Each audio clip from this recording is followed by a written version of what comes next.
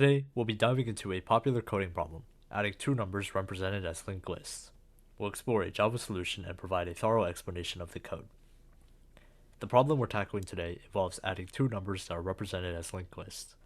Each node in the linked list represents a single digit, and the digits are stored in reverse order. Let's take a look at the code that solves this problem step by step. Now before we get into the code, if you guys want to see more videos like this, drop a like down below. It helps us out tremendously with the YouTube algorithm, and with that out of the way, let's hop right into it. We begin by defining a class called solution, which encapsulates the logic for adding two numbers represented as linked lists, or what was already given by the prompt. Inside the class, there's a method, add two numbers, that takes in two linked lists, L1 and L2, and returns the resulting linked list.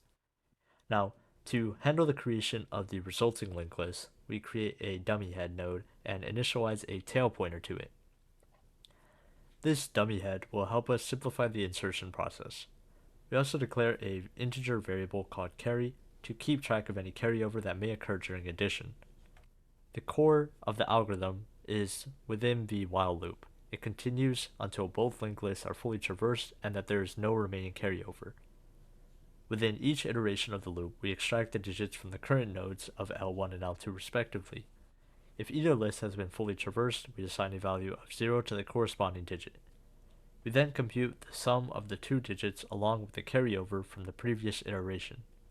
The resulting sum is divided by 10 in order to obtain the digit to be stored in the current node of the resulting linked list. We take the modulus 10 of the sum to get the digit value. The carryover of the next iteration is obtained by dividing the sum by 10. We create a new node with a computed digit and append it to the tail of the resulting linked list. The tail is then updated to the newly added node, maintaining the correct position for the next iteration. We move to the next nodes L1 and L2 if they exist, using a conditional operator to handle cases where a list has been fully traversed. Once the loop ends, we have the final resulting linked list. We assign the next pointer of the dummy head to the result pointer. Now, before returning the result, we set the next pointer of the dummy head to null to prevent any lingering references and potentially any memory leaks. Alright, let's go ahead and run it.